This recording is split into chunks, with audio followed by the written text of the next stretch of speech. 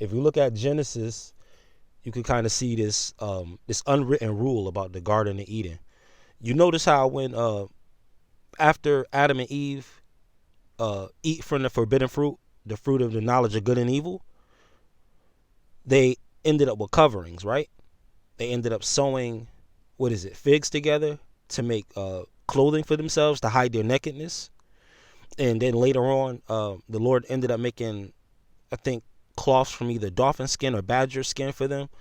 So when you're going into this knowledge, when you go outside of just the fruit of the tree of life and you start eating from the knowledge of good and evil, which is basically to study most of the subjects in the world, so to speak, particularly maybe other belief systems in particular, you want to make sure that you have coverings over you, that you don't become naked to these things.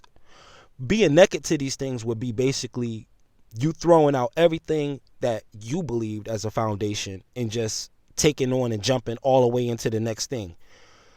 You don't want to do that until you fully understand what's going on. And even then, you might just want to be taking parts or aspects of it, but not necessarily the whole thing. You want to be able to chew the meat and spit out the bones.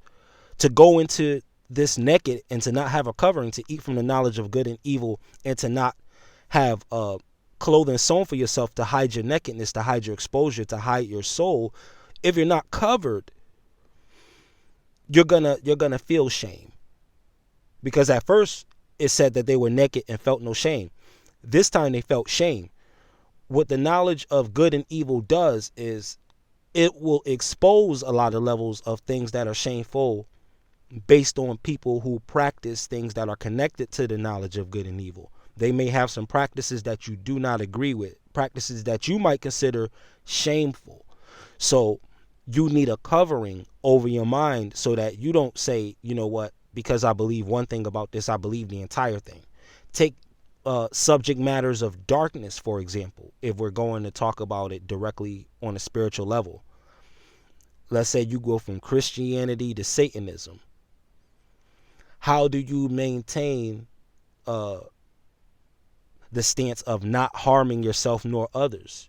Well, you would have to obviously apply the philosophies without doing what is called the ritual, so to speak. So let's say if a particular satanic cult involves sacrifices of harming either people or animals, then for instance, you're looking at that, but you're not taking on those parts. You're not practicing any of these things. So you're not saying that you're a Satanist, but you're learning how to be adversarial to the things that oppress you. You're learning how to be an opponent, what does he say?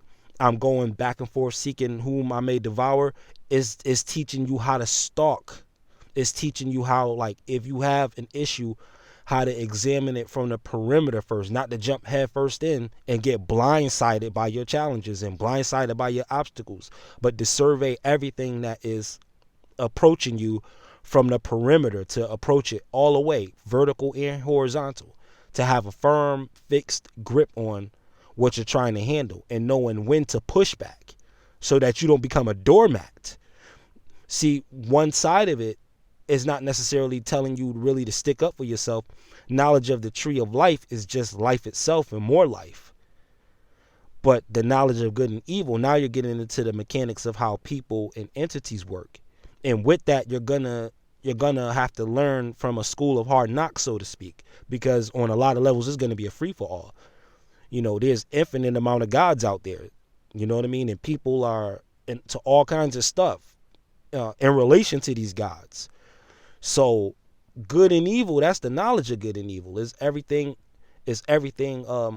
outside of maybe where you originally started at.